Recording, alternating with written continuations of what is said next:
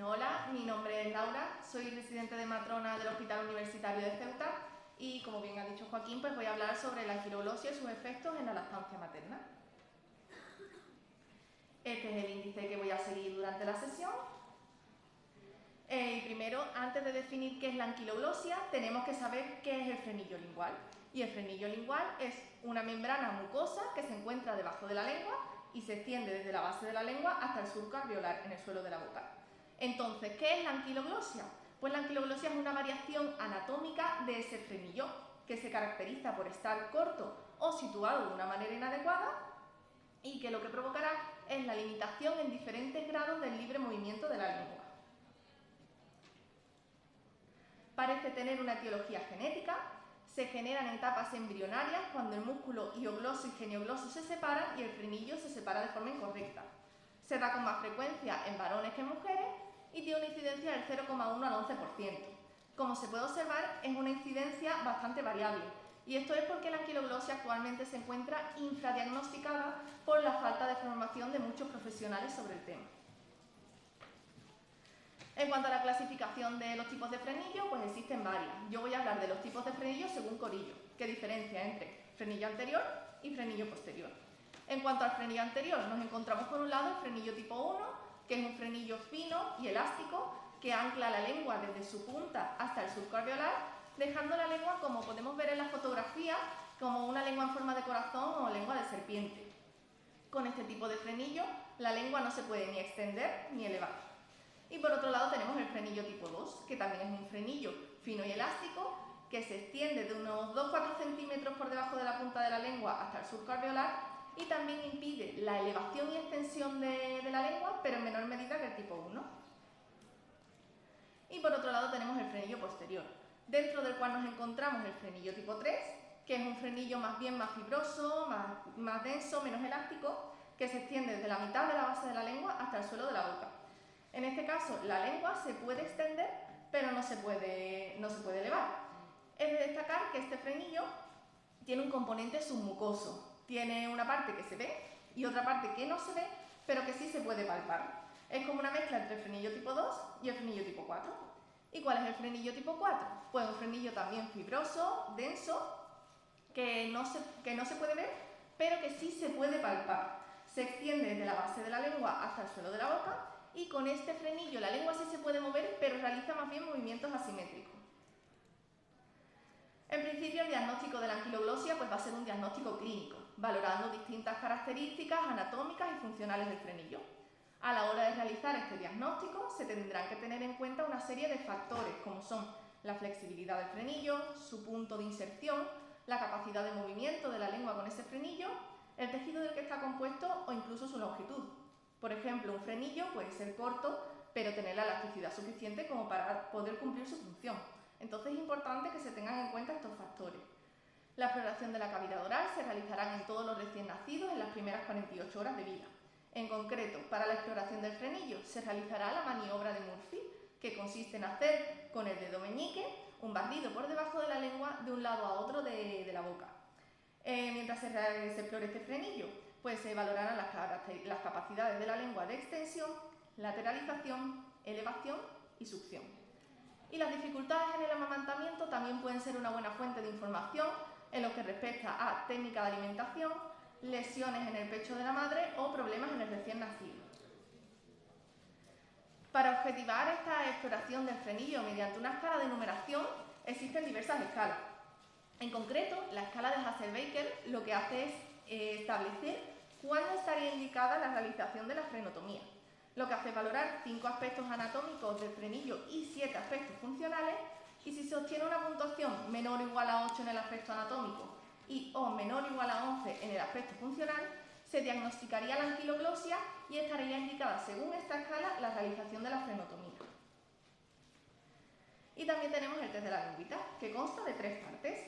Por un lado, una historia clínica, donde se recogerán distintos datos de los padres, de recién nacidos o de antecedentes personales y familiares de anquiloglosia. Se realizará una exploración anatomofuncional de ese frenillo y en función de los datos recogidos, pues se clasificará el frenillo en frenillo normal, frenillo corto, con fijación anteriorizada, corto y con fijación anteriorizada, frenillo submucoso o anquiloglosia. Antes de hablar de los efectos que tiene la anquiloglosia en la lactancia materna, me gustaría recalcar la importancia que tiene la lengua y la posición del recién nacido durante el amamantamiento. Por un lado, por ejemplo, el agarre es muy importante, porque para que haya un buen acoplamiento boca-pezón es importante que los labios del recién nacido estén bien abiertos, de manera que generen como un cinturón muscular en los senos lactíferos y los puedan masajear. La lengua, por su parte, también es importante, no solo porque tiene que estar en una situación y posición adecuadas para conseguir una buena extracción de la leche, sino que durante el amamantamiento pues, debe realizar unos movimientos específicos. Por un lado, el de extensión-protrusión, como se puede ver en la fotografía, la capacidad de la lengua de extenderse por delante de la encía inferior. La capacidad de elevación, ¿esto qué es? Pues que la lengua en cierta parte rodea la areola y el pezón y los presiona hacia arriba, hacia el paladar duro y el paladar blando, siendo este el movimiento más importante en el momento del amamantamiento. Lateralización, la capacidad de la lengua de moverse de un lado a otro de la boca, adaptándose a esa areola, y peristaltismo. Tanto la mandíbula como la lengua realizarán un movimiento ondulante para facilitar la llegada de la leche al fondo de la boca del recién nacido. En cuanto a la posición, ¿qué importancia tiene? Pues que si el recién nacido no tiene una posición correcta que facilite un agarre profundo, no se facilitará la lactancia y no habrá una buena extracción de la leche. Con la anquiloglosia pasa lo mismo. Al tener el frenillo corto, la lengua se encuentra limitada, no puede hacer bien los movimientos básicos durante el amamantamiento y esto en sí mismo dificultará un establecimiento de la lactancia materna. ¿Y qué efectos tiene la anquiloglosia en la lactancia? Pues por un lado las tomas van a ser más largas, y no solo van a ser más largas, sino que habrá mucho menor tiempo entre toma y toma, lo que provocará agotamiento a la madre y al recién nacido. Habrá irritabilidad también por parte del neonato, a la hora de coger el pecho se enfadará con mucha más facilidad, se mostrará más irritable, más irascible.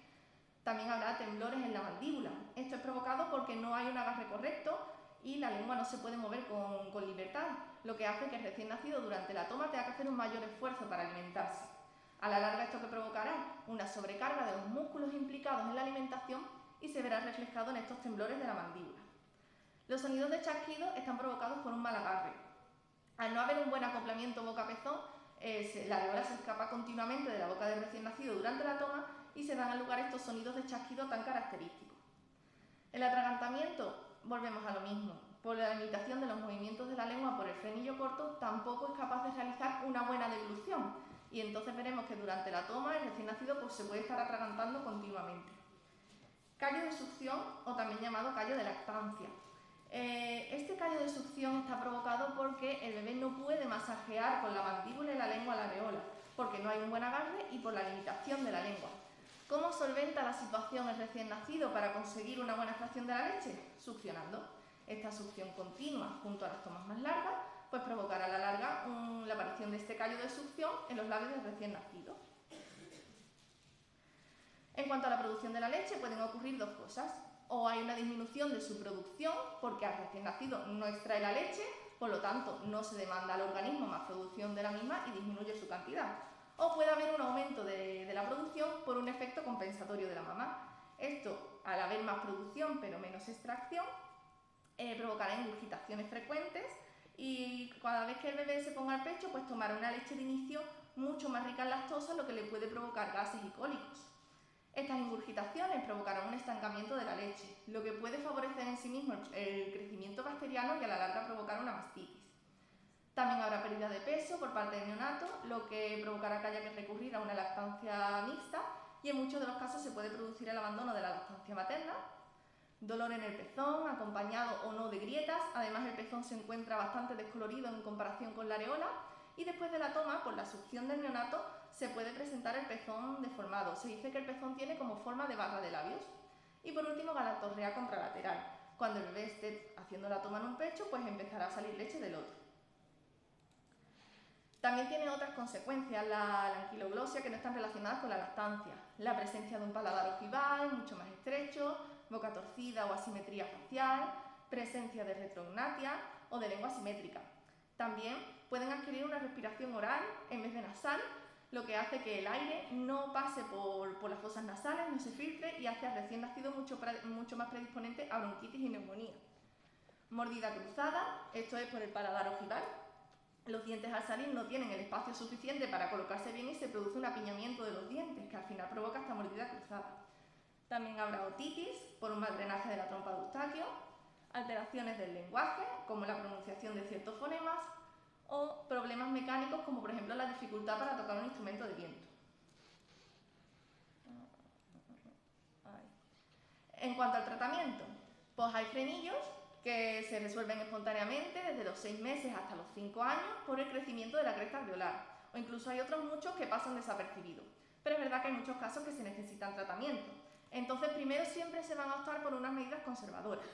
Se deberá acudir a una consulta de lactancia, donde se va a buscar cuál es el problema que está obstaculizando el amamantamiento, y en el momento en el que se identifique la anquiloglosia, hay una serie de medidas conservadoras que nos pueden ayudar. Por un lado, el masaje postural es una medida muy importante que puede ser de gran ayuda. Colocar al recién nacido en posturas que faciliten un agarre más profundo, como la postura caballito, la de crianza biológica o con la mamá acostada de lado. La extracción manual de la leche, que se realizará con masaje en círculo desde la periferia hasta el centro de la mama, en todo su alrededor, y esto se puede hacer justo antes de la toma como para preparar el pecho o durante la toma para ayudar al recién nacido a extraer la leche. Y el uso de pezoneras también ha resultado ser útil, pero es verdad que lo ideal es que la utilicen al principio y que luego puedan seguir con la lactancia materna sin el uso de la pezonera. Si estas medidas conservadoras no funcionan, pues ya sí podría estar indicada la realización de la frenotomía, que es un procedimiento quirúrgico generalmente sencillo, que no tiene muchas complicaciones, siendo la más frecuente es un pequeño sangrado de la herida. Con la frenotomía se puede conseguir un alivio inmediato e incluso resultados óptimos hasta en 2 semanas. Se puede realizar bajo condiciones de anestesia o analgesia, o también se puede utilizar la analgesia mediante la administración de sacarosa vía oral. Se elevará la lengua con una sonda canalada y se realizará un pequeño corte con tijeras estériles, aunque también se puede hacer con láser o bisturí, pero esto sí sería bajo condiciones de sedación. Y una vez que se realice el corte, se coloca directamente el recién nacido al pecho de la madre. No solo porque la propia colocación al pecho produce alivio al recién nacido, sino porque con el pecho podemos ayudar a hacer compresión en la herida y de esta manera generar una hemostasia. ¿Que no se puede colocar al pecho? Pues se realiza un poquito de hemostasia con una gasa y se soluciona. Y tan importante es la realización de la frenotomía como la rehabilitación que viene a continuación. Durante unos 2 meses, todos los días, los padres les realizarán al recién nacido como unos ejercicios con la lengua. No solo para que ese recién nacido aprenda a hacer con la lengua movimientos que no tenía aprendido antes por la presencia del frenillo corto, sino para evitar que los bordes de la herida se peguen, cicatricen y formen una fibrosis. Esta es la bibliografía de donde se ha sacado la información para la elaboración de la sesión y muchas gracias.